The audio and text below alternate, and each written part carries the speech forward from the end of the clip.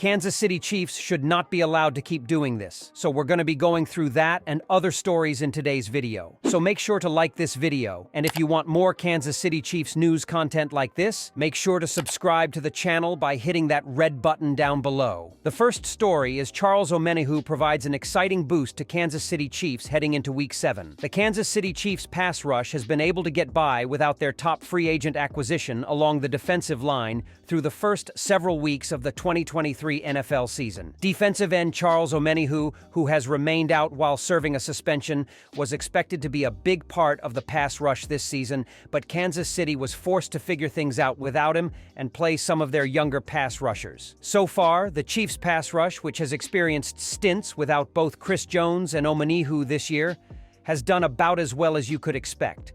As things stand, the Chiefs are currently averaging 2.6 sacks per game, which is good for 19th in the NFL. The pass rush looked great through the first few weeks, but has since cooled off over the past few games versus the New York Jets and Minnesota Vikings. We know that defensive coordinator Steve Spagnuolo likes to dial up blitzes and move guys around the line, getting creative with generating pressure. Yet, the front four is still experiencing some struggles when they're asked to get the pressure on their own. Luckily, the Chiefs will be benefiting from the timely return of Omenihu. Kansas City has been having to play guys way down the depth chart due to Omenihu being out, and it's led to a little bit of an up-and-down start to inside reps next to Jones on passing downs to maximize his ability to get pressure.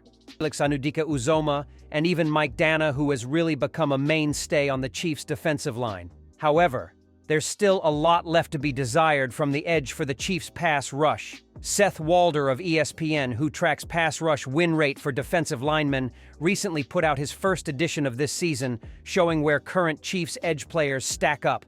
The pass rush hasn't been bad, but it definitely feels like it could go up a level. For the longest time, this pass rush has kind of gone as Chris Jones does. If Jones wasn't dominating, then there hasn't really been much from anyone else. It usually was on Jones to open things up for other players. As of recently, it seems they're really starting to add players who can get after the quarterback themselves, make life easier for Jones, and make the unit overall better. Omenihu is the epitome of that.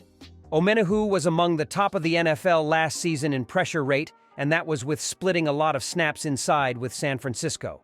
When Omenihu was initially suspended for 6 games before the start of the 2023 season, many felt it was going to be a tough time without him. The Chiefs have survived without him, and looking back, that time flew by, and now Kansas City is about to add a significant piece to their defensive line that they otherwise may have needed to acquire from outside the organization.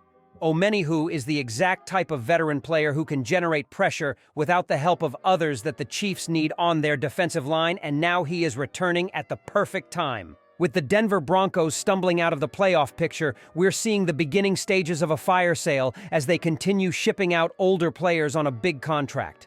It started with Randy Gregory, and now Frank Clark is the latest player to be let go by Denver. Clark, a 3-time Pro Bowl edge rusher, is likely to prioritize a situation where he can contend for a chance to win his 3rd Super Bowl trophy. Perhaps that's why league sources already expect Clark to rejoin the Kansas City Chiefs if he clears waivers. Clark agreed to a pay cut earlier this week, giving Denver a chance to recoup some value for the offseason signee. However, a trade never materialized, and unlike the situation with Gregory, which turned into a trade to San Francisco, Clark's release has already been processed. Now, Clark is set to have a base salary of $1.1 million, but he'll only get that amount if another team places a waiver claim on him first. If the other 31 teams decide he's not worth the money, Clark will enter free agency and can negotiate a new contract with any organization he chooses. If Clark does head back to Kansas City, he'll rejoin a rotation that includes Chris Jones, George Karlaftis, and Michael Danna.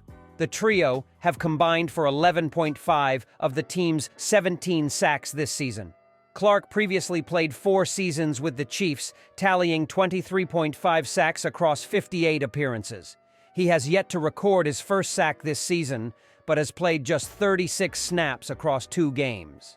The Kansas City Chiefs may be a team to watch for a potential New York Jets receiver Mecole Hardman trade as the Jets eye possible deals. The Athletic senior NFL insider Diana Russini wrote in a Saturday article, GM Joe Douglas has his phone lines open for a trade partner to deal receiver Mecole Hardman, Rossini wrote.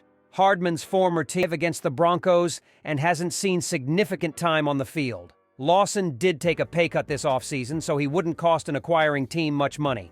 It's possible the team is even open to dealing Dalvin Cook as the trade deadline gets closer.